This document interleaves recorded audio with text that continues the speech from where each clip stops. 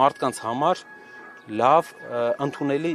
միջավայր ենք ստեղծելու, որպեսզի մարդիկ կարողանան քիչ ծախսերով կարողանան տունը ջեռուցեն։ Տեսեք, մենք արևայինի հոսանքը տալու ենք Իրանին, ստանալու ենք գազ, գազն էլ սուբսիդավորելու ենք այն ռեգիոնների համար, որտեղ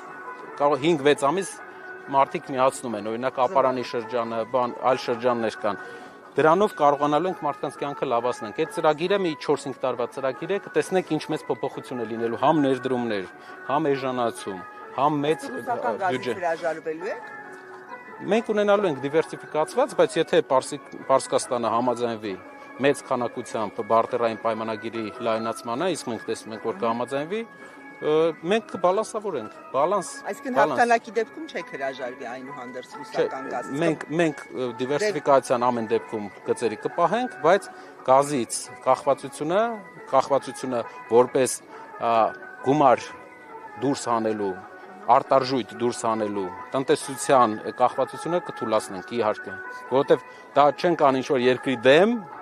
այլ դա կանենք ուղղակի մեր երկրի համար։ Ավելի էժան է իրանական գազը։ Չէ, իրանականը թանկ է։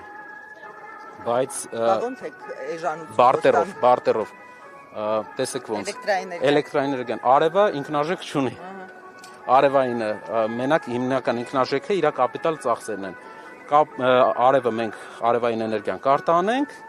տեղը կստանանք գազ, անգամ թանկ գազը, այդ դեպքում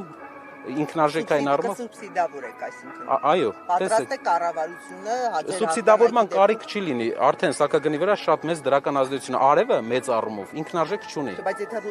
իրանական գազը ավելի թանկ է։ Տեսեք, մենք էլեկտրականություն ենք տալի գազի դիմաց։ Գազը